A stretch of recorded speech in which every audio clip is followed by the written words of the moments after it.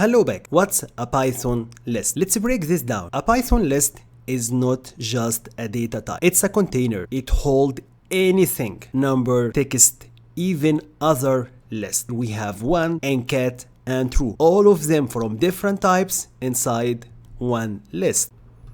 And by the way, creating a list inside Python is just as simple as wrapping your items in a square bracket. It's like building a custom data basket and you choose what's going on. I created a fruits list. I just pass banana, cherry, and apple. On the other hand, I created another list, call it numbers, which is gonna contain values of number. And the last one, call it mixed, which it's really contain each and everything, integer, text, boolean, and float. The key point here, all the values have square bracket. It's a comma separated. In case you're gonna use text, you're gonna use double quotation. List can be assigned to a variable name. Next, why lists are so useful? Lists are mutable, which means we can change them anytime. Add things, remove things, modifying, rearranging. Python give us built-in tools to do it all,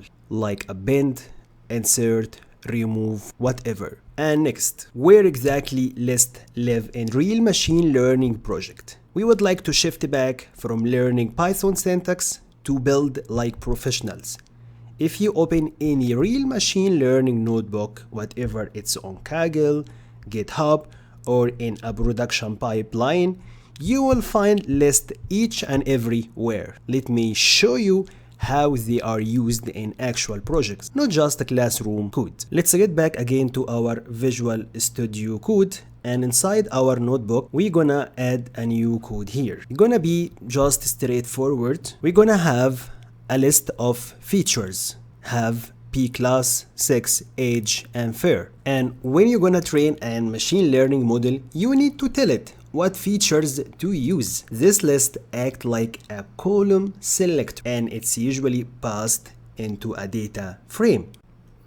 Another example, we can use it to load multi-data set during pre-processing steps.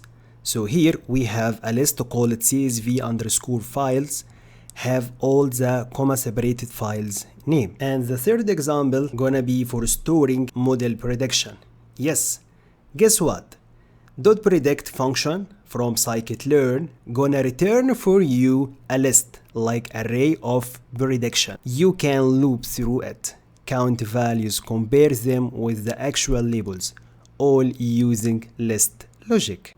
Alright, now it's our turn to work together with very little challenge. We're gonna have a list of models name. So I'm gonna add here a new code and I'm gonna start with logistic regression, decision tree, random forest, and SVM. Then in the next session, we're gonna explain how to use loop.